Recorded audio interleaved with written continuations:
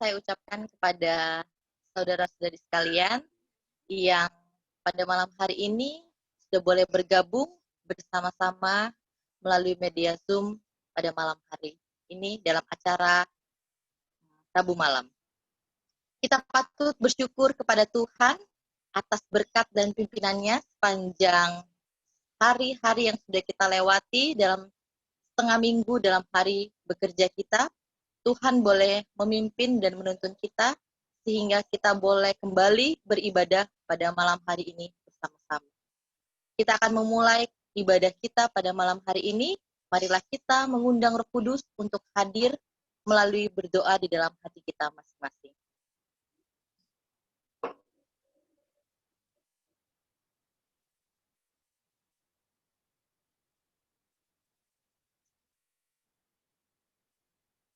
Sebagai lagu pembukaan, kita sama-sama menyanyi dalam buku lagu Engkap nomor 433.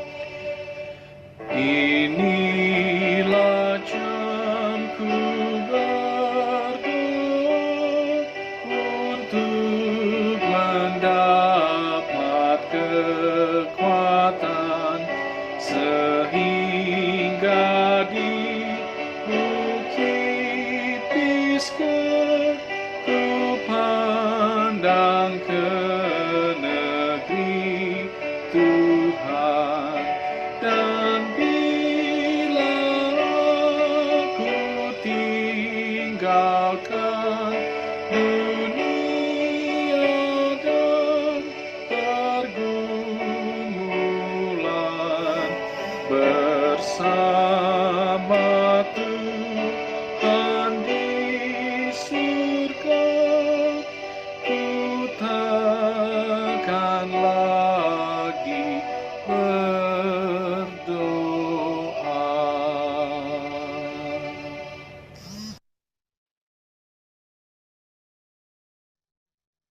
Kita satu di dalam doa. Allah Bapa kami yang bertahta di dalam kerajaan surga, puji dan syukur kami panjatkan kehadirat-Mu Bapa atas berkat dan pimpinan Tuhan yang boleh kami rasakan sepanjang hari-hari yang sudah kami lalui dalam hari bekerja kami. Tuhan boleh memberikan kami kesehatan, dan pada malam hari ini kami kembali boleh bersekutu bersama melalui media Zoom ini untuk beribadah kepada Tuhan. Kiranya Roh Kudus-Mu menempati hati dan pikiran kami ya Bapa, dan kiranya ibadah kami pada malam hari ini menjadi berkat dan hanya kemuliaan buat nama Tuhan saja. Memberkati Pendeta Andi yang akan membawakan firman, kiranya melalui pekabaran yang akan disampaikan boleh menguatkan kami untuk tetap setia kepada Tuhan. Terima kasih ya Bapak, inilah doa kami, di dalam nama Yesus kami sudah berdoa. Amin.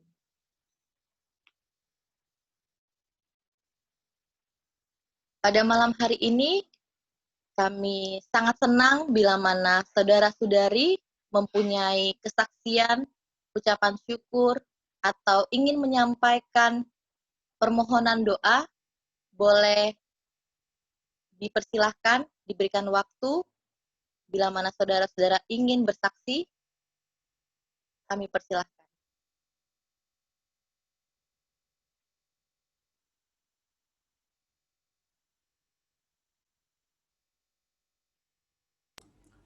Oke, baik. Mungkin saya mau bersaksi pertama. Boleh melihat bagaimana kebaikan Tuhan boleh menyertai kehidupan keluarga kami. Walaupun mungkin selama ini sudah kurang lebih hampir 2 bulan kami tidak bersama, tetapi puji Tuhan oleh karena pada hari kemarin saya bersama dengan orang tua boleh tiba di Sidoarjo dengan selamat. Walaupun memang sepanjang perjalanan biasanya kalau kami mengadakan perjalanan dari Jakarta ke Surabaya atau Surabaya ke Jakarta, biasa paling lama itu ditempuh dalam waktu 10 jam. Tetapi kemarin kami menempuh perjalanan sampai 17 jam. Ya. Oleh karena memang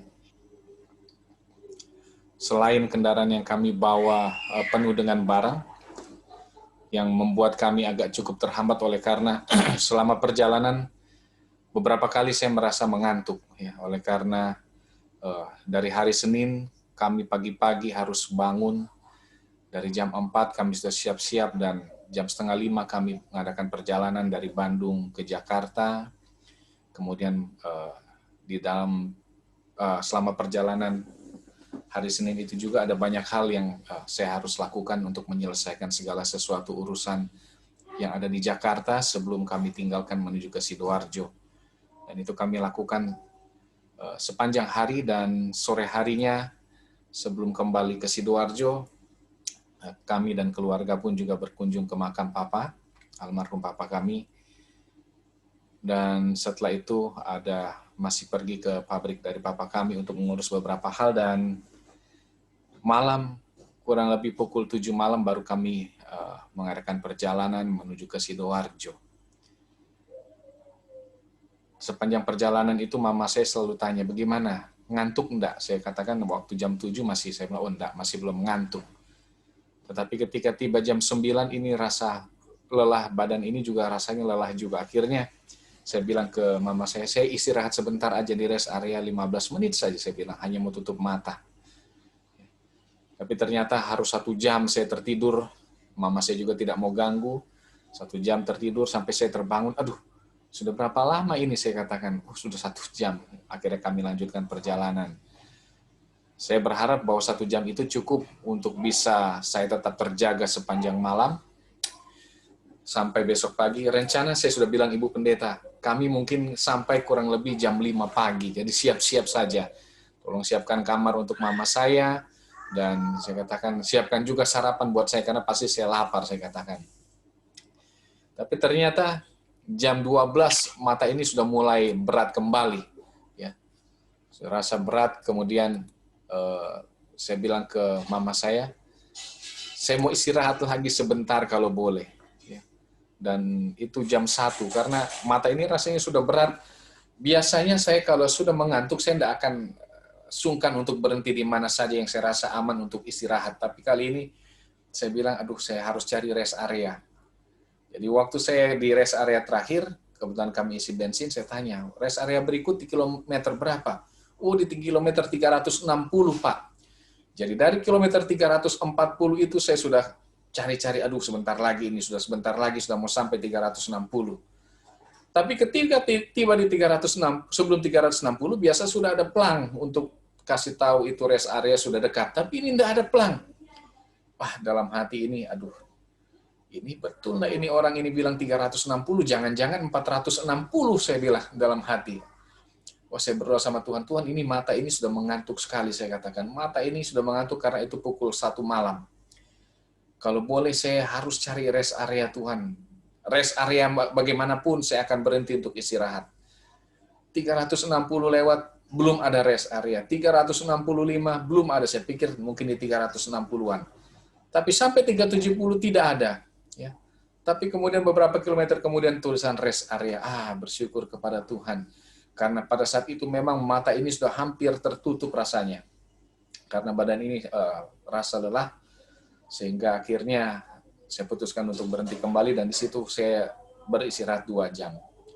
Setelah itu pagi, subuh itu kami jalan kembali jam 4. Kemudian jam 4 kami jalan, sampai di Semarang kurang lebih jam 5. Ya, kemudian saya katakan mama saya, kita makan dulu. Karena saya rasa lapar, saya katakan. Di rest area Semarang kami berhenti, kemudian kami makan, dan sudah cuci muka, kami lanjutkan perjalanan. Tiba-tiba jam 7 saya bilang, aduh mah mata ini mengantuk sekali, saya katakan. Sehingga saya berhenti kembali dan istirahat 1 jam. Sampai akhirnya, sampai di Sidoarjo kurang lebih sekitar jam 11 ya, kalau tidak salah ya Bu Pendeta ya, jam 11 kami sampai. Tapi bersyukur kepada Tuhan, karena Tuhan melindungi perjalanan kami, tiba dengan selamat dan tidak ada halangan ataupun hambatan sepanjang perjalanan kami. Tiba di Sidoarjo, ketemu dengan istri dan anak-anak. Begitu senang hatinya ketika kami sampai, tiba-tiba di depan pintu itu sudah disambut oleh Abigail. Papi, dia berteriak. Kemudian karena kakak Kesia ini, kakaknya ini sementara Zoom sekolah, ya, jadi dia tidak menyambut, tapi dia ada di kamar. Tapi waktu kami masuk, dia juga, wah senang sekali. Belum lagi anak kami, Abigail yang paling kecil. Dulu ketika saya panjangkan ini jenggot dan kumis ini, kemudian karena sudah selesai saya punya misi, saya cukur ini jenggot dan kumis saya. Karen ini selama 2 hari dia tidak mau dekat dengan saya karena dia merasa asing. Nah, jadi ketika saya pulang, saya berpikir, aduh bagaimana kira-kira reaksi Karen ketika sudah 2 bulan dia tidak bertemu dengan saya, apa kira-kira reaksinya. Tapi ketika saya bertemu dengan Karen, puji Tuhan justru dia langsung nempel ya dengan saya, dia kemudian langsung saya gendong, dia mau dan dia peluk erat memang saya, dan saya bisa rasakan bagaimana kerinduan daripada anak kami Karen ini. Oleh karena tidak hanya sampai di situ, ketika ada di kamar sekalipun, dia dekat dengan kami, dia senang untuk berada dengan papanya, ya, tetapi bersyukur kepada Tuhan, Tuhan itu begitu baik, sehingga anak-anak kami pun yang tadinya memang rasa rindu sekali, tapi ketika kami datang, mereka boleh melepas rasa rindu, dan itu semua hanyalah karena kebaikan Tuhan. Begitu juga ketika mau kembali pun, ketika sebelum pulang, kebetulan dokter dia katakan, pendeta, memang pendeta sudah 2 bulan bertemu dengan orang tua, merawat orang tua, kemudian harus keluar masuk rumah sakit untuk mengurus segala sesuatu. Pendeta harus tunggu di rumah sakit sepanjang hari.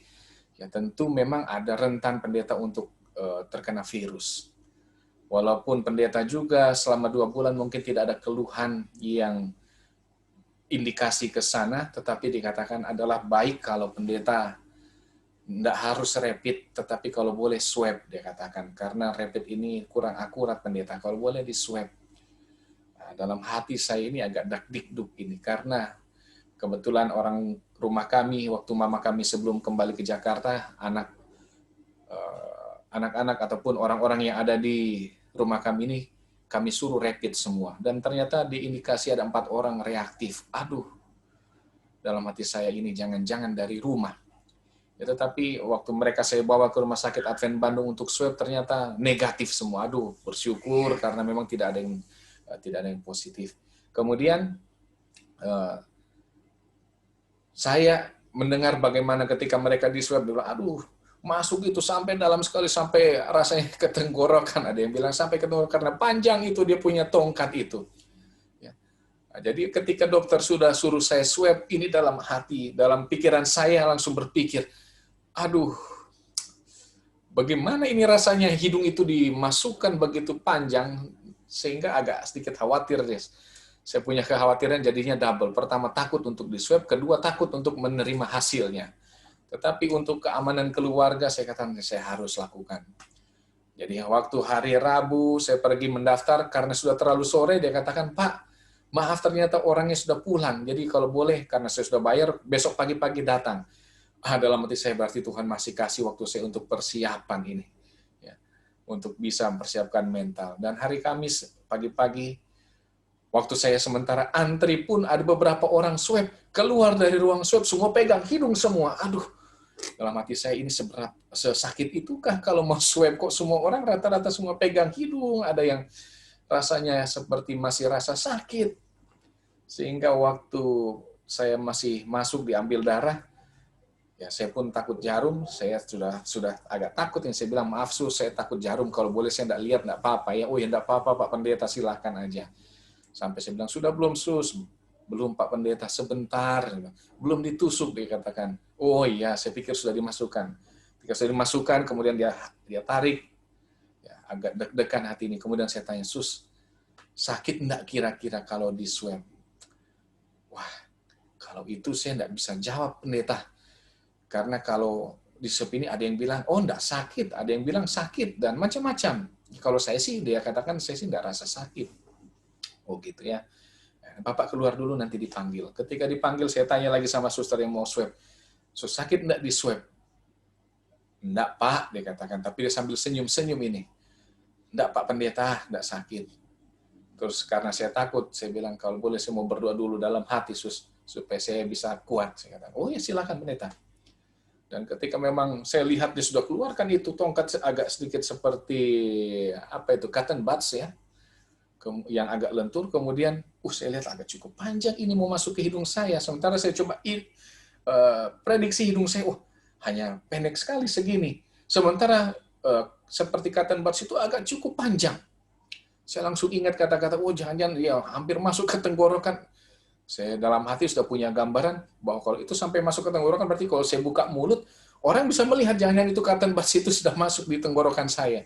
Ya, tetapi bersyukur kepada Tuhan, ketika swab dilakukan, ya saya bisa menjalani dengan baik, tidak rasa sakit seperti yang orang katakan, aduh, ya sakit dan lain segala macam. Ya, tetapi bersyukur kepada Tuhan bahwa segala sesuatu boleh berjalan dengan baik. Yang menjadi masalah berikut adalah besok adalah hasilnya. Hari Kamis hari Kamis hasil. Waktu itu kami Rabu dan hari Kamis hasilnya. Hari Kamis dikatakan Kamis sore pendeta hasilnya sudah bisa keluar. Dan ketika Kamis sore itu pun dikasih nomor telepon. Ini nomor teleponnya lab. Kalau pendeta mau tanya, boleh silakan. Saya katakan, kebetulan saya punya nomor Dr. Grace, ya, kepala lab yang menandatangani hasil lab itu. Nanti saya coba telepon Dr. Grace. Kemudian sore itu saya coba telepon ke lab, belum pendeta, belum keluar. Kemudian tunggu sebentar lagi. Saya telepon Dr. Grace, dia bilang belum keluar pendeta, sebentar lagi. Ya, kemudian saya telepon sekali lagi ke lab. Ya, setelah berapa lama saya telepon ke lab, Saya katakan, aduh dak-dikduk ini saya mau dengar jawabannya. Tetapi ternyata waktu saya tanya, bagaimana suster saya punya hasil? Kemudian dia katakan, pendeta, puji Tuhan hasilnya negatif. Aduh, lega sekali ini hati ini. Bukan lega karena dapat hasilnya. Karena di dalam pikiran saya punya kelegaan adalah bahwa saya akan ketemu segera dengan keluarga saya. Dan bersyukur Tuhan sudah berkati keluarga kami. Kami boleh kembali berkumpul bersama-sama. Dan kebetulan tadi siang pun kami sudah bisa berkunjung ke beberapa anggota. Boleh melihat bagaimana Tuhan begitu baik di dalam kehidupan umat-umatnya. Sekalipun mungkin terkadang ada juga tantangan yang harus kita hadapi, ada juga masa duka yang harus kita lewati, tetapi tetap Tuhan itu begitu baik kepada umat-umatnya. Baik, mungkin ini yang bisa saya secara pribadi saksikan betapa baiknya Tuhan di dalam kehidupan keluarga kami, dan saya yakin dan percaya juga betapa baiknya Tuhan di dalam kehidupan kita semua. Tuhan Yesus memberkati kita.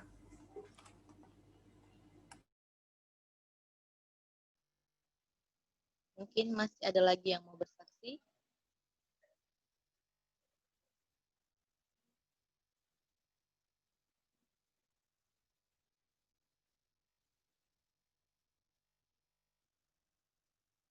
Saya juga mau bersaksi pada malam hari ini. Saya bersyukur kepada Tuhan karena pendeta boleh kembali ke rumah. Ini adalah yang pertama kalinya waktu terlama pendeta meninggalkan kami. Biasanya beliau pergi itu hanya 1-2 hari. Dan kalau pergi pun saya pasti akan sering menelpon atau menyuruh, ayo cepat pulang, ayo pulang, ayo pulang. Tapi pada saat pergiannya yang bulan lalu ini, saya nggak sanggup untuk bilang, ayo cepat pulang, karena kami sudah rindu. Itu ingin saya ucapkan, tapi tidak bisa saya katakan. Saya ini tergantung dengan pendeta. Saya nggak bisa apa-apa. Karena kalau mau kemana-mana, beliau yang antar. Kalau sebelum COVID ini, saya masih bisa gunakan Grab atau Gojek. Tapi waktu kondisi seperti ini, saya benar-benar tidak bisa berbuat apa-apa. Jadi saya seperti kehilangan. Jadi saya bingung sama sekali. Saya mau apa, saya bingung. Saya mau bagaimana, saya nggak bisa. Jadi pada saat itu, saya benar-benar berusaha sendiri. Saya harus bisa, saya harus bisa. Jadi yang saya tidak bisa, jadi saya bisa. Jadi saya diajar untuk bisa melakukan sesuatu tanpa orang lain. Jadi saya harus mampu melakukan sesuatu yang saya nggak pernah lakukan. Puji syukur sama Tuhan, karena Tuhan selalu kasih jalan buat saya. Walaupun itu berat saya rasa, tapi saya bisa lalui itu. Saya benar-benar merasa bahwa ini beban, bukan yang pertama, tapi beban yang sangat berat yang saya rasa. Saya tidak pernah merasa seberat ini. Apalagi setelah almarhum papa kami meninggal, beberapa hari kemudian Abigail sakit. Itu saya sudah kebingungan setengah mati karena Abigail ini kalau dia sakit itu agak susah karena dia punya penyakit, memang dia bermasalah dengan dia punya tenggorokan. Dia ini sensitif, tidak bisa salah. Jadi waktu almarhum papa ini meninggal, keluarga banyak datang, saya tidak kontrol Abigail, dia banyak makan jajan, banyak makan snack, sehingga membuat dia punya radang ini kembali membengkak. Jadi dia kembali sakit. Saya berusaha untuk kasih obat herbal ke Abby, tapi ternyata obat ini enggak lagi bekerja dalam tubuh dia. Kemudian saya bilang, saya harus bawa Abby ke rumah sakit.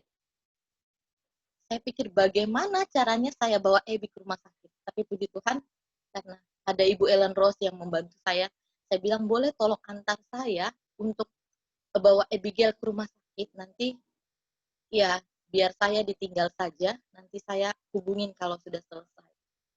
Dokter memeriksa, kemudian dokter bilang, oh ya Ibu, ini radang. Dia bilang, kebetulan dokter ini adalah dokter yang sering saya datangi kalau Abigail sakit. Kemudian dia berikan obat, akhirnya Abby ini membaik. saya bersyukur sama Tuhan. Tuhan, saya berdoa, Tuhan, kalau boleh saya minta tolong agar anak-anak saya ini selalu sehat dan kami semua sehat. Setelah beberapa waktu kemudian, tiba-tiba Abigail ini kembali sakit. Saya bingung karena saya sudah mencoba untuk Abigail ini nggak makan apapun. Entah itu biskuit sekalipun saya sudah larang. Tapi kenapa bisa Abigail ini sakit lagi? Saya coba untuk tahan dia di rumah, untuk saya kasih terapi, tapi tidak memungkinkan karena dia punya panas ini sampai tinggi, 39 dan sampai 40. Saya kebingungan, saya bilang harus bawa Abigail ke rumah sakit. Akhirnya saya minta tolong Ibu Ellen Rose lagi untuk bawa Abigail ke rumah sakit. Sampai di rumah sakit, dokter bilang, iya ini ada radang, cuman karena dia sudah 4 hari panas, kita cek darah ya Ibu. Kemudian akhirnya dokter cek darah dan cek urin lengkap. Didapati bahwa Abigail memang mempunyai masalah dengan saluran kencingnya. Dia pernah ada infeksi, jadi ini kambuh lagi. Kemudian yang ketiga masalah adalah Abigail ini punya radang. Dan selanjutnya Abigail ini ada tifus. Jadi ada 3 penyakit dia sehingga membuat panasnya itu tinggi.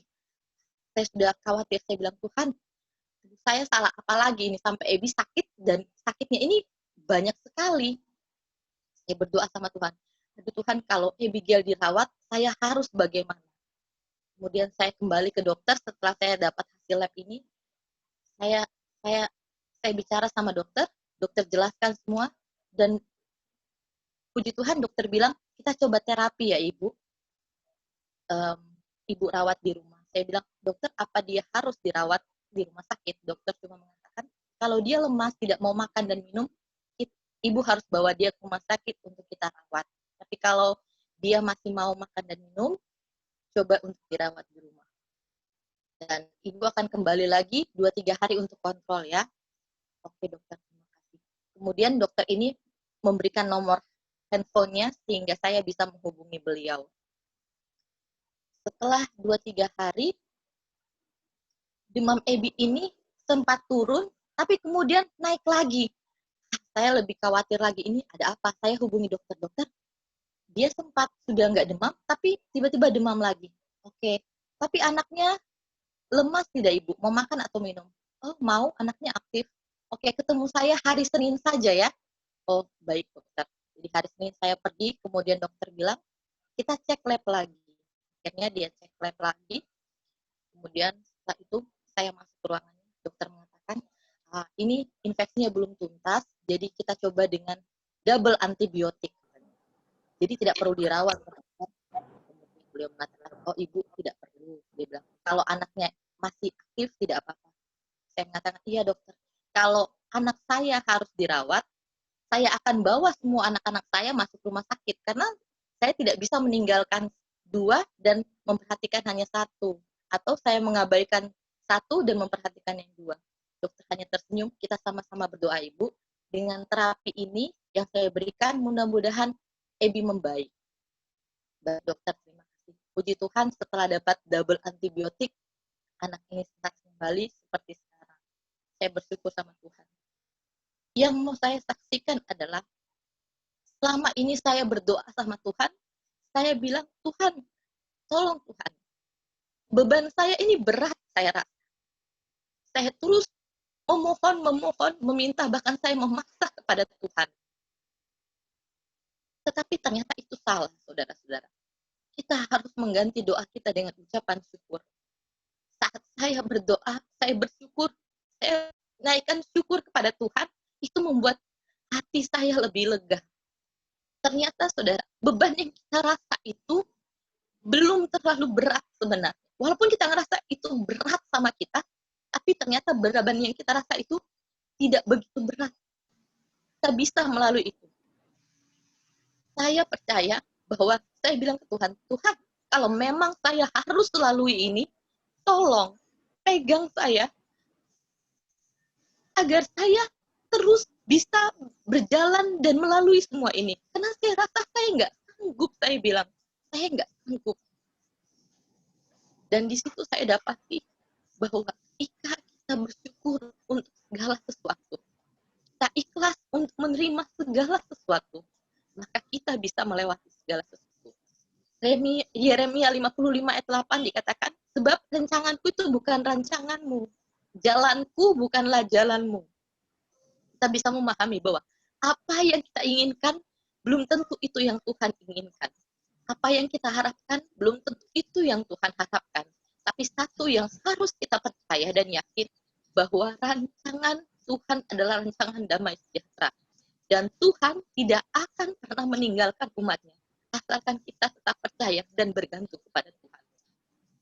Jadi saudara-saudara, saya sangat berterima kasih atas bantuan saudara-saudara yang sudah selama ini membantu saya.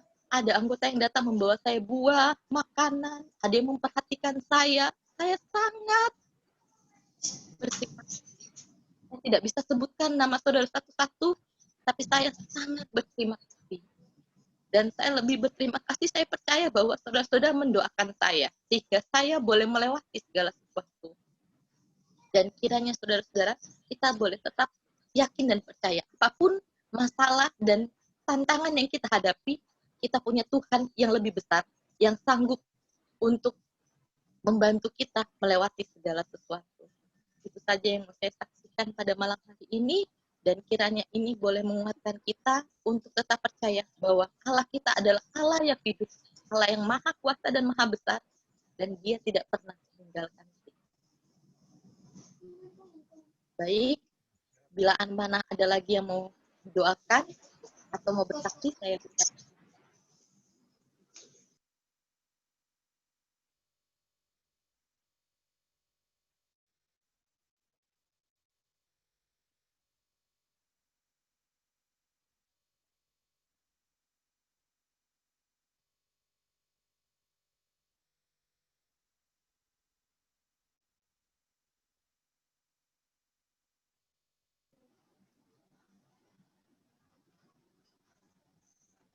Ada yang mau menyampaikan permohonan doa?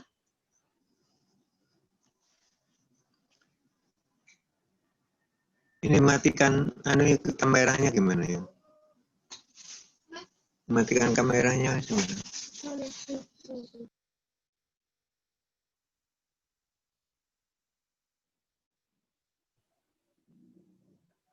Baik, selamat malam. Beberapa waktu yang lalu, saya telepon Ibu Evelyn, dan memang ini adalah satu cobaan juga bagi Bu Evelyn, di mana Gaby masuk ke rumah sakit di Jakarta. Jadi dia bergumul sendiri di sana, karena Bu Evelyn juga tidak bisa ke sana. Jadi Bu Evelyn minta supaya didoakan. Nah, kemudian kemarin apa? Iya, mungkin kemarin saya tanya Bu Evelyn bagaimana dengan Gaby. Kemarinnya itu dia katakan masih lemas, tapi hari ini dia telepon saya lagi, dia sudah agak baik. Tapi dia belum keluar dari rumah sakit, jadi tolong didoakan untuk Gaby, karena dia juga melakukan pelayanan di Hope Channel. Ada yang saya ingin sampaikan pada Bapak Ibu sekalian.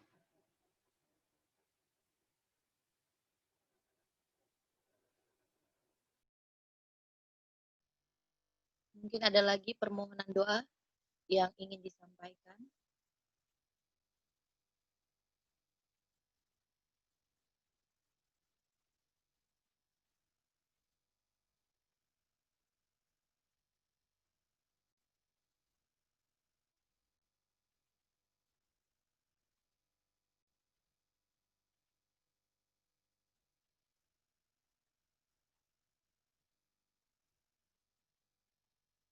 Pakai gambar mami. Baiklah, kita akan berdoa, dan doa pada malam hari ini akan disampaikan oleh Pendeta Andi. Kita doakan jemaat kita, jemaat Albatros dan jemaat sepanjang. Kiranya Tuhan memberikan kepada kita semua kesehatan, memberkati keluarga kita masing-masing. Kemudian kita berdoa juga untuk dari Gebi dan orang-orang tua kita doakan juga anak-anak kita. Kita juga berdoa untuk seluruh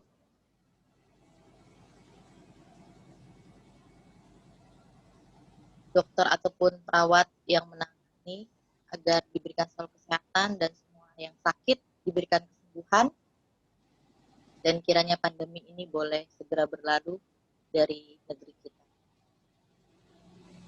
Doa disatukan oleh pendeta. Baik, kita bersatu di dalam doa. Tuhan Allah Bapa kami yang bertahta di dalam kerajaan surga, pada malam hari ini ketika kami umat-umat-Mu bersekutu bersama-sama melalui media Zoom ini Tuhan. Kami datang merendahkan diri kami di hadapan Tuhan, seraya kami menaikkan puji-pujian dan ucapan syukur kami, oleh karena segala berkat kemurahan Tuhan boleh menyertai kehidupan kami. Bahkan malam hari ini Engkau masih berikan waktu bagi kami untuk boleh bersekutu bersama-sama. Malam hari ini Tuhan, ketika kami hendak menaikkan permohonan doa kami, terlebih dahulu kami datang mohon ampun bila mana ada dosa dan pelanggaran kami. Layakkan kehidupan kami sehingga setiap doa-doa yang kami naikkan Engkau akan dengar dan menjawab itu semua berdasarkan kehendak-Mu di dalam kehidupan masing-masing kami. Bapa, pada malam hari ini hamba-Mu berdoa bagi kami semua, umat-umat Tuhan yang hadir tergabung di dalam media Zoom ini. Biarlah berkat Tuhan senantiasa menaungi kehidupan kami. Engkau akan memberkati umat-umat-Mu yang berada di jemaat Albatros maupun di dalam jemaat sepanjang, maupun semua yang hadir pada malam hari ini.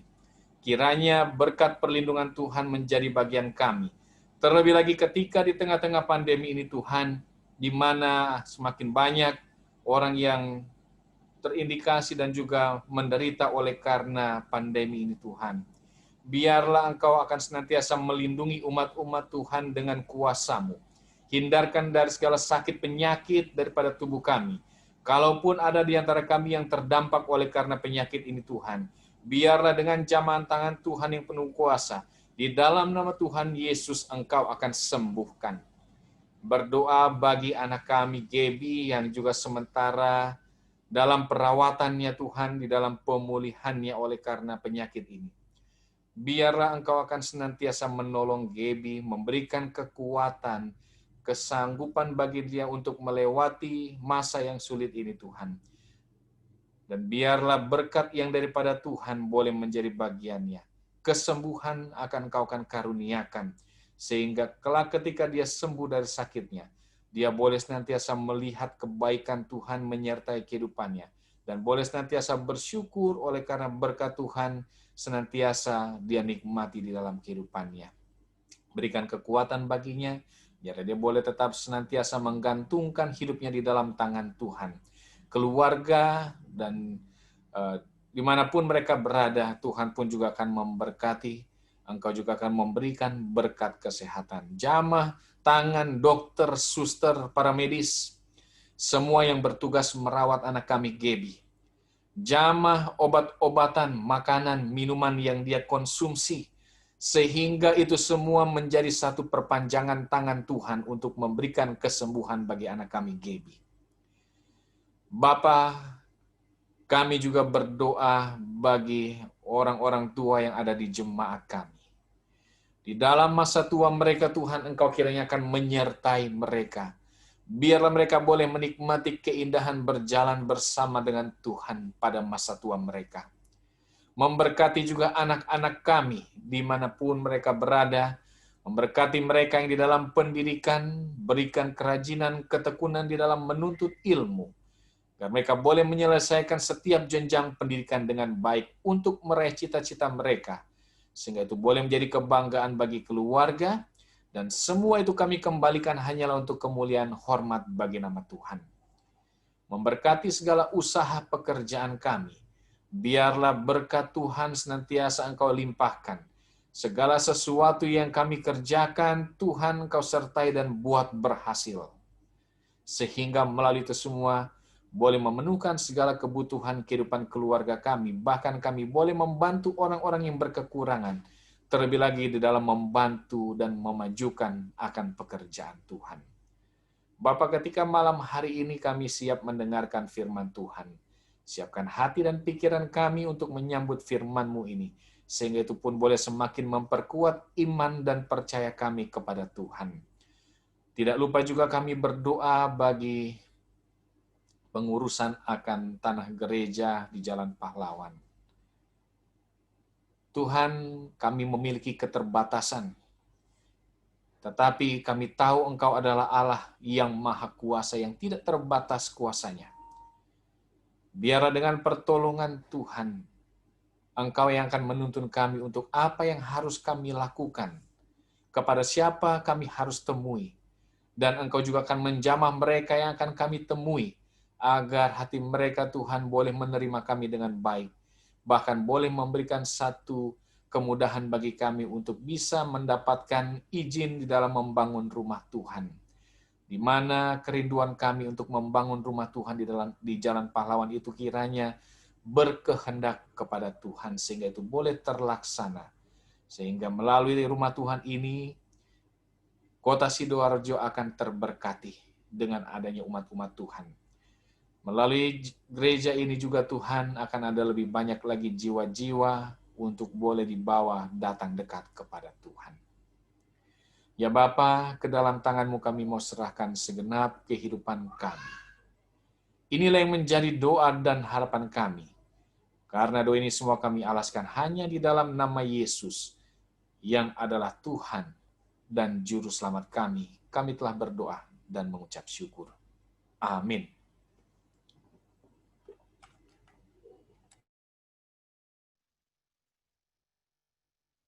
Baiklah, pada saat ini kita siapkan hati dan pikiran kita untuk mendengarkan firman yang akan dibawakan oleh Pendeta Ari.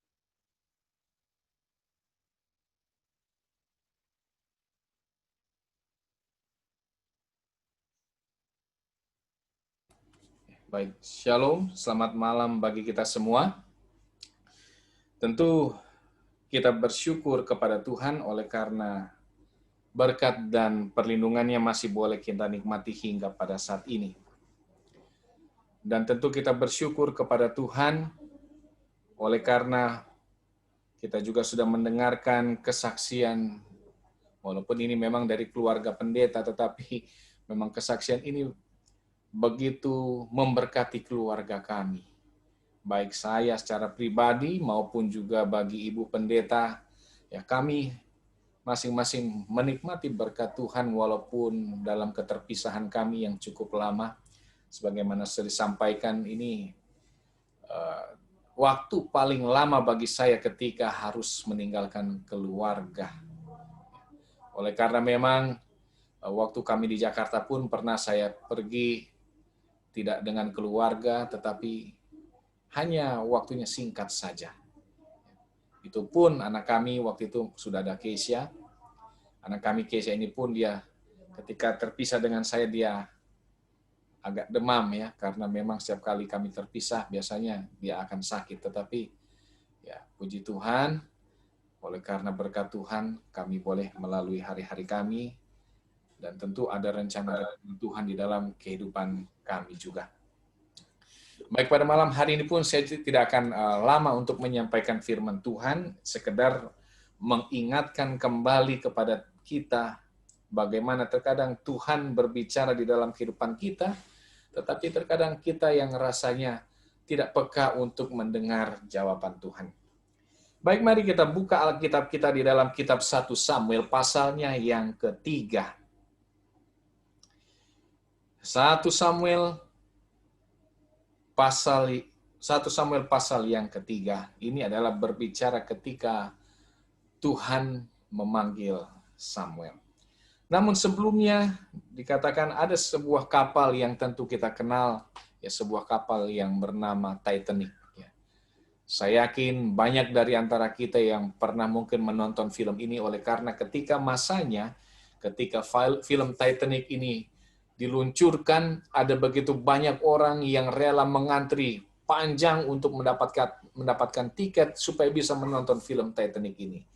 Apalagi ketika itu ya pemeran utama laki-lakinya ya Leonardo DiCaprio, ya seorang pemuda yang tampan, ya menjadi idola bagi banyak wanita, sehingga untuk bisa menonton film ini rasanya mereka rela mau antri ya berjam-jam supaya mendapatkan tiket dan bisa menonton film ini. Tetapi dikatakan ya, kisah Titanic ini diambil dari kisah asli ya.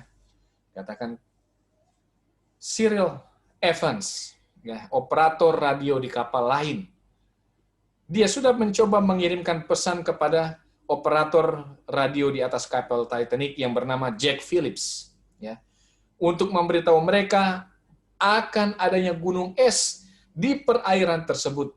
Namun dikatakan saat itu Phillips sedang sibuk mengirimkan pesan-pesan dari para penumpang dan dengan kasar menyuruh Evans untuk diam. Ya. Jadi Cyril Evans ini kasih tahu ke Phillips ya, Jack Phillips ini, bahwa jalur daripada Titanic ini di depan sana nanti ada gunung es. Hati-hati. Ya, tetapi dikatakan karena Jack Phillips ini sibuk melayani penumpang-penumpang, dikatakan dia menyuruh dengan kasar Cyril Evans ini untuk diam, sehingga dikatakan bahwa dengan berat hati ya, Evans pun mematikan radionya dan tidur ya. Dan dikatakan 10 menit kemudian kapal Titanic dikatakan menghantam gunung es. Dan sinyal minta tolong yang mereka pancarkan tidak dijawab karena tidak ada yang mendengar. Karena dikatakan Cyril Evans ini akhirnya dia matikan radionya itu dan dia tidur. Kalau kita membuka kitab kita dalam 1 Samuel pasal yang ketiga, kita akan membaca bagaimana para imam Israel penuh dengan kejahatan dan dikatakan telah kehilangan penglihatan serta pendengaran rohani mereka, sementara bangsa mereka terus melaju menuju kepada bahaya yang besar. Pada 1 Samuel 3 ayat yang pertama dikatakan, pada masa itu firman Tuhan jarang, penglihatan pun tidak sering. Namun Allah tidak pernah meninggalkan umatnya. Dia tidak pernah meninggalkan bangsa itu, umat pilihannya. Dia mulai berbicara kepada seorang anak muda yang bernama Samuel yang dibesarkan di dalam rumah imam pada waktu itu. Ya, kita tahu di dalam 1 Samuel pasal 1 dan 1 Samuel pasal 2 dikatakan bagaimana ada seorang yang bernama Elkana, dia punya 2 istri, yang satu Penina, yang satu Hana. Penina dia punya anak sementara Hana tidak punya anak. Sehingga dia selalu apa? Ya, kalau zaman sekarang mungkin dikatakan dia selalu dibully oleh istri yang satu, nggak punya anak. Sehingga Hana dikatakan apa? Dia datang ketika mereka pergi ke rumah Tuhan di Rama. Hana dia berdoa. Ya. Imam Eli pada waktu itu yang melihat, dia lihat ini perempuan ini sementara mabuk ini dia berdoa. Ya, tetapi Hana katakan tidak Tuanku. Aku berdoa supaya Tuhan berikan kepadaku seorang keturunan. Dan Imam Eli katakan apa? Pada tahun yang akan datang engkau akan apa? Memperoleh seorang keturunan. Dan betul, Tuhan jawab sehingga Hana dia bernasar kepada Tuhan. Kalau dikasih keturunan, dia akan serahkan itu untuk melayani pekerjaan Tuhan. Sehingga tepat pada waktu yang ditetapkan, ya, dia bawa itu anak itu kepada Imam Eli untuk dibesarkan untuk menjadi pelayan Tuhan. Di dalam 1 Samuel pasal yang ketiga, inilah ya, bagaimana Tuhan berbicara kepada Samuel. Kita buka. Ya. Samuel yang muda itu menjadi pelayan Tuhan di bawah pengawasan Eli. Pada masa itu firman Tuhan jarang, penglihatan pun tidak sering. Pada suatu hari Eli yang matanya mulai kabur dan tidak dapat melihat dengan baik sedang berbaring di tempat tidurnya. Lampu rumah Allah belum lagi padam. Samuel telah tidur di dalam bait suci tempat tabut Allah. Lalu Tuhan memanggil Samuel. Samuel. Dan ia menjawab, iya Bapa. Lalu berlarilah ia kepada Eli serta katanya, "Ya Bapa, bukankah Bapa memanggil aku?" Tetapi Eli berkata, "Aku tidak memanggil, tidurlah kembali." Lalu pergilah ia tidur. Jadi ketika Tuhan berfirman, Samuel, dia pikir itu siapa? Imam Eli memanggil dia sehingga dia lari, dia dapatkan, "Iya Tuanku." Tetapi Imam Eli katakan, "Tidak, saya tidak panggil kamu, kembali tidur." Ayat yang selanjutnya, ayat yang ke-6, dan Tuhan memanggil Samuel sekali lagi. Samuel pun bangunlah lalu pergi mendapatkan Eli serta berkata, "Ya Bapa, bukankah Bapa memanggil aku?" Tetapi Eli berkata, "Aku tidak memanggil anakku, tidurlah kembali." Samuel belum mengenal Tuhan, dan firman Tuhan belum pernah dinyatakan kepadanya. Dan Tuhan memanggil Samuel sekali lagi untuk ketiga kalinya. Ia pun bangunlah lalu pergi mendapatkan Eli serta katanya, "Iya Bapa, bukankah Bapa memanggil aku?" Lalu mengertilah Eli bahwa Tuhanlah yang memanggil anak itu. Kali yang ketiga dikatakan apa? Maka mengertilah Imam Eli bahwa sesungguhnya Tuhan sementara berbicara memanggil Samuel. Ayat yang ke-9, sebab itu berkatalah Eli kepada Samuel, "Pergilah tidur, dan apabila ia memanggil engkau, katakanlah, berbicaralah Tuhan, sebab hambamu ini mendengar." Maka pergilah Samuel dan tidurlah ia di tempat tidurnya. Pada ayat yang ke-10 dikatakan, lalu datanglah Tuhan berdiri di sana dan memanggil seperti yang sudah-sudah, "Samuel, Samuel." Dan Samuel menjawab, "Berbicaralah, sebab hambamu ini mendengar."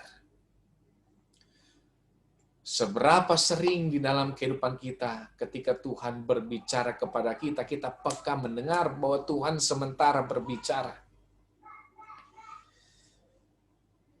Pada satu kali waktu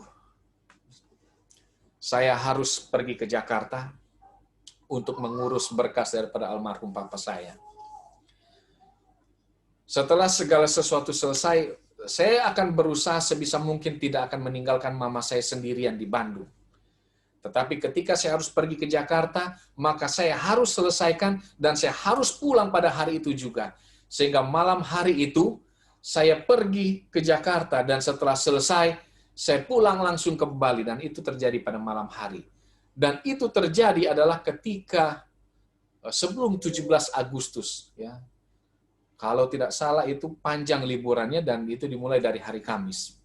Jadi pada hari Kamis itu, malam itu saya kembali, saya lupa bahwa itu adalah long weekend. Sehingga ada banyak orang yang pergi mengadakan perjalanan dari Jakarta menuju keluar kota lewat tol itu. Sehingga waktu itu saya naik tol, kemudian kebetulan di Cikampek ini naik tol layang ya. Sudah ada tol layang sehingga kami naik yang ke atas. Waktu saya ada di atas, sudah menjelang itu jembatan itu berakhir, kami harus turun, itu macet panjang sekali dan macet luar biasa. Pada waktu itu saya sudah rasa sekali, aduh saya harus buang air kecil ini. Sementara tidak punya botol. Biasanya kalau laki-laki, kalau memang sudah terpaksa mau tidak mau ya di botol pun tidak ada masalah.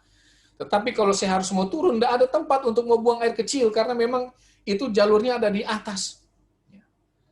Sehingga, aduh, mudah-mudahan ini cepat jalan supaya saya bisa singgah di rest area. Tetapi karena memang itu waktu yang luar biasa macet, saya berdoa sama Tuhan.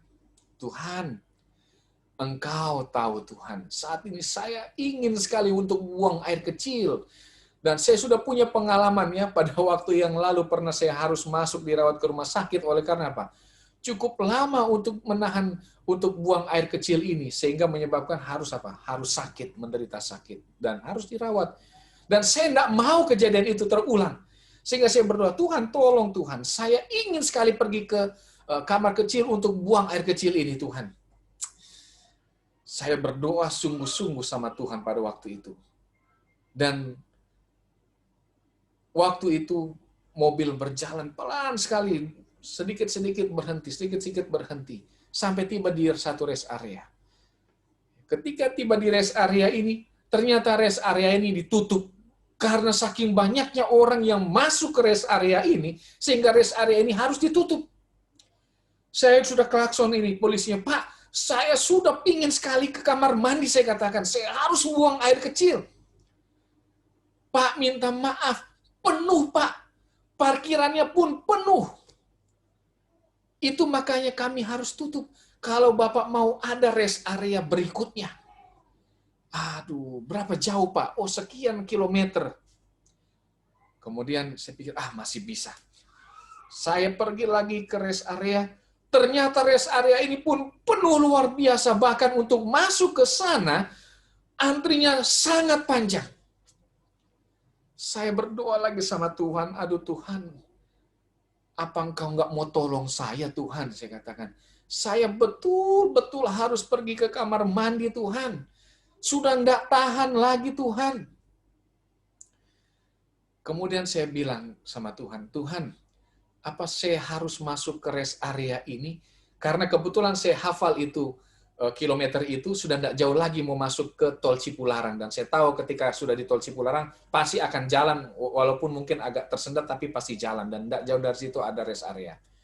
Saya sempat berpikir apa di rest area, tapi saya doa sama Tuhan, Tuhan, apakah saya harus masuk di rest area ini, atau harus saya pergi ke sana?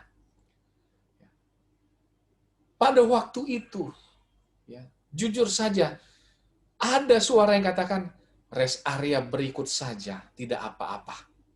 Tetapi karena saya rasa sudah pingin pipis dan rasa tidak tahan, saya paksa, saya masuk di sini aja Tuhan. Dan saya masuk dalam antrian yang pada akhirnya ketika memang saya lihat di luar sudah mulai jalan, saya tidak bisa lagi keluar.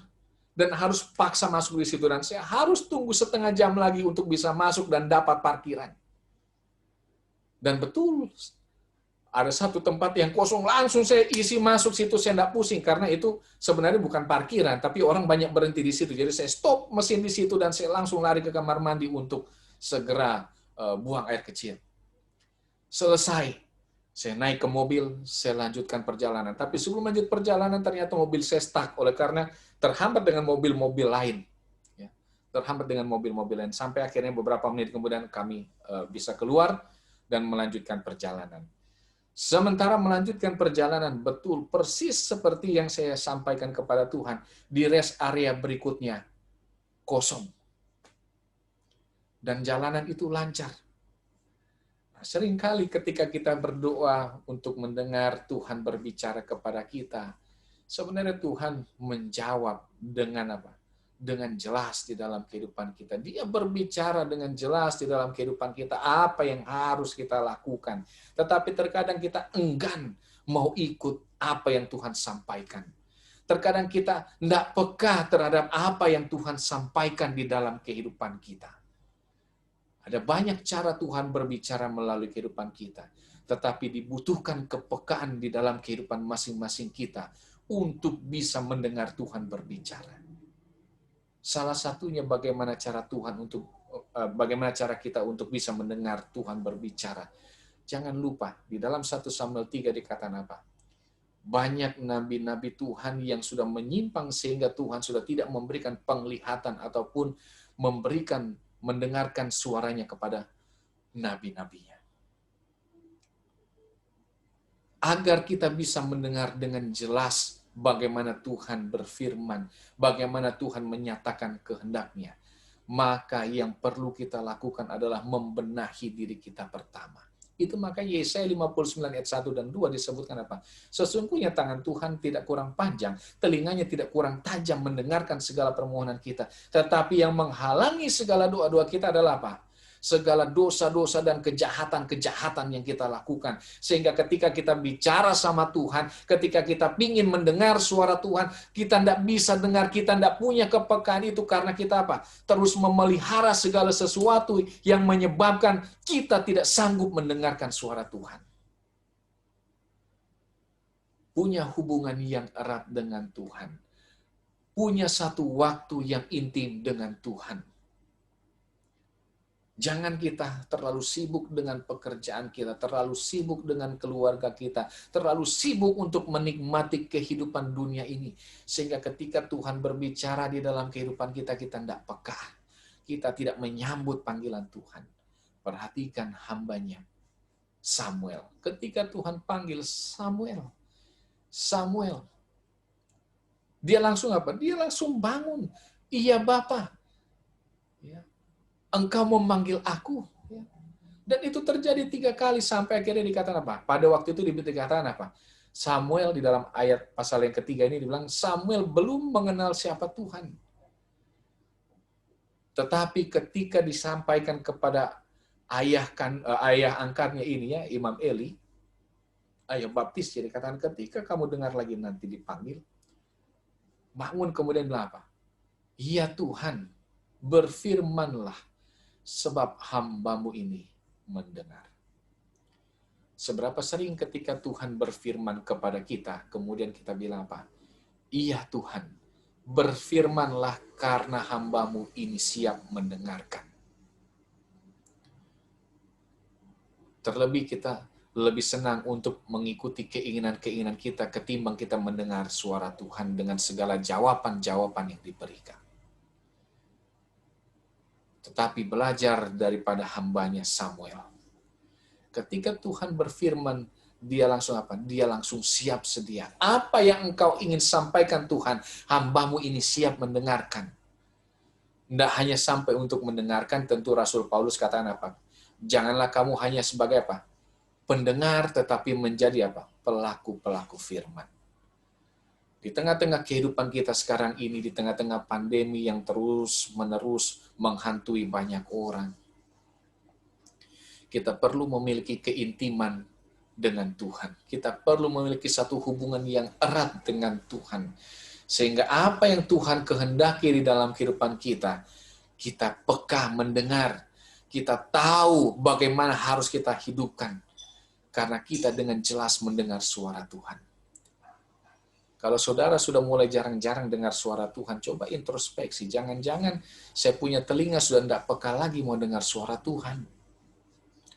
Karena sering kali Tuhan juga apa? Suka berfirman di dalam kehidupan kita, namun terkadang kita yang suka mulai apa?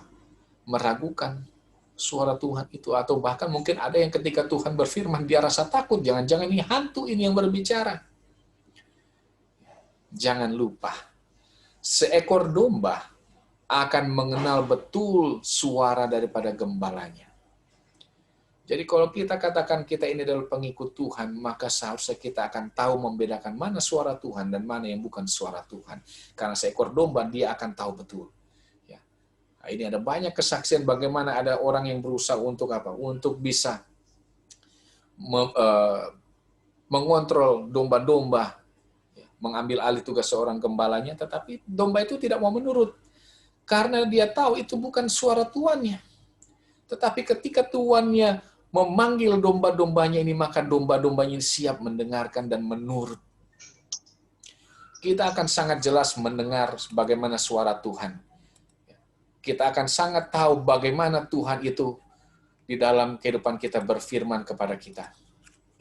Oleh karena itu, ketika Tuhan berfirman kepada kita, ketika dia berbicara kepada kita, kita harus memiliki kepekaan untuk bisa mendengar suara Tuhan. Saya yakin ketika kita peka mendengar suara Tuhan, hidup saudara dan saya aman di dalam jalan Tuhan. Karena dia akan menuntun ke arah mana kita harus melangkah. Dia menuntun kemana kita harus pergi, supaya tetap terjaga aman. Seringkali ketika kita mendapat masalah adalah karena ketika Tuhan berbicara kita tidak mau dengar, kita lebih suka untuk menuruti keinginan-keinginan kita. Kita lebih suka untuk mengikuti jalan-jalan kita daripada kita mengikut jalan Tuhan. Oleh karena itu belajar dari pengalaman 1 Samuel ini, saya yakin dan percaya kita semua akan disanggupkan. Kita semua akan bisa untuk menjadi pelaku-pelaku firman, bisa mendengar suara Tuhan, sehingga kehidupan kita di tengah-tengah pandemi ini akan tetap terjaga dengan aman. Kiranya Tuhan akan menolong kita menghidupkan firman Tuhan ini sambil mempersiapkan kehidupan kita menanti kedatangan Yesus yang kedua kali. Menjadi doa dan harapan kita, Tuhan Yesus kiranya memberkati kita semua. Saya bawa di dalam nama Yesus. Amin. Kita sambut pekabaran firman Tuhan pada malam hari ini dengan menyanyi dalam buku lagu kita nomor 325.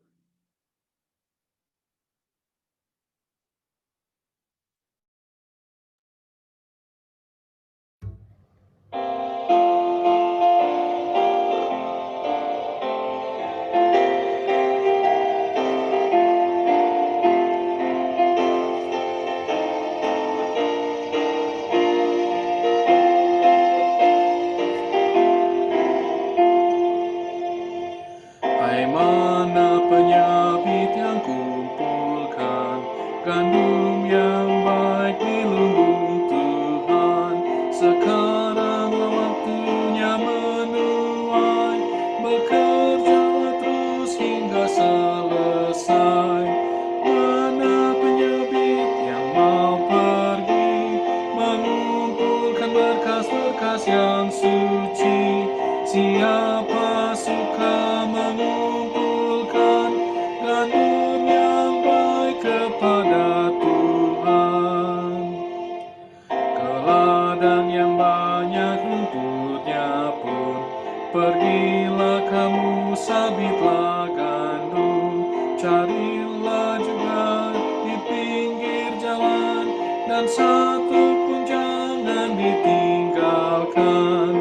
Mana penyabit yang mau pergi, mengumpulkan berkas-berkas yang suci. Siapa suka mengumpulkan gandum yang baik kepada Tuhan. Ladang sudah lama sak semua, tanda akhir zaman dekat sudah. Penyabit sedikit, kerja banyak, banyak yang hilang kalau terlambat. Mana penyabit yang mau pergi, mengumpulkan berkas-berkas yang suci. Siapa suka mengumpulkan gandum yang baik kepada Tuhan. Hai saudara, bawalah sabitmu dan kumpulkan gandum indah itu. Tetap kerja sampai Tuhan datang, kamu kelak terima upah yang senang. Mana penyabit yang mau pergi, mengumpulkan berkas-berkas yang suci.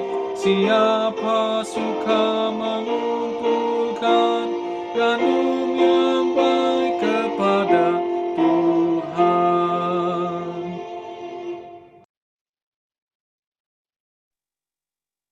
Doa tutup akan disampaikan. Oke, kita satu dalam doa. Bapa kami yang bertahta di dalam kerajaan surga, kami bersyukur malam hari melalui pengalaman hamba-Mu, Nabi Samuel, kami boleh diingatkan kembali untuk memiliki kepekaan mendengarkan Engkau berfirman di dalam kehidupan kami. Seringkali kami Tuhan, kami tidak ingin untuk mengikuti apa yang Tuhan sampaikan di dalam kehidupan kami, tapi ajar kami Tuhan untuk menjadi umat yang setia untuk mendengarkan Engkau berfirman, dan kami juga diajarkan untuk bisa menghidupkannya di dalam kehidupan kami. Kami tahu bahwa segala rencana Tuhan merupakan yang terbaik dalam hidup kami. Kami tahu bahwa Engkau menyediakan sesuatu yang indah di dalam hidup kami, Tuhan. Oleh karena itu, biarlah Tuhan kami boleh menjadi pelaku-pelaku firman, mendengarkan Engkau berfirman di dalam kehidupan kami dan menghidupkannya dalam kehidupan kami. Berkati kami semua yang hadir pada malam hari ini. Berkat-Mu kiranya senantiasa menaungi kehidupan kami, terutama di tengah pandemi ini. Tuhan, karuniakan berkat kesehatan, berkati juga segala usaha kami untuk bisa memenuhkan segala kebutuhan kehidupan keluarga kami dan bisa membantu orang-orang berkekurangan, terlebih lagi membantu pekerjaan Tuhan. Berkati kami sepanjang malam hari ini dalam peristirahatan kami, berikan kepada kami istirahat yang baik, dan bangunkan kembali kami pada esok pagi dengan tidak kekurangan suatu apapun, untuk bisa melanjutkan aktivitas kami, terlebih lagi untuk memuliakan nama-Mu. Ke dalam tangan-Mu Bapa kami serahkan segenap kehidupan kami. Inilah yang menjadi doa dan harapan kami. Kami mohon ampun bila mana ada dosa dan pelanggaran kami. Di dalam nama Yesus kami telah berdoa. Amin.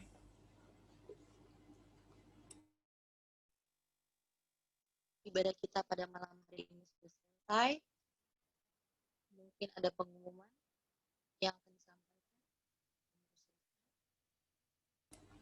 Oke, baik, untuk yang mengambil bagian pada hari Jumat dan juga hari Sabat, nanti kita akan share kembali di grup, ya, untuk boleh kita mempersiapkan diri kita. Namun yang jelas bahwa sekolah Sabat sudah dibagikan jadwalnya, ya, bahwa Sabat ini adalah dari Jemaat Albatros yang akan mengambil bagian, dan acara khotbah nanti akan dipandu dari Jemaat sepanjang. Ya, baik, nanti kita akan terima pengumuman lebih lanjut, baik acara Vesper maupun acara sekolah Sabat, khotbah maupun acara PA yang akan mendatang. Baik, mungkin dari sekolah Sabat, Ibu Sabah.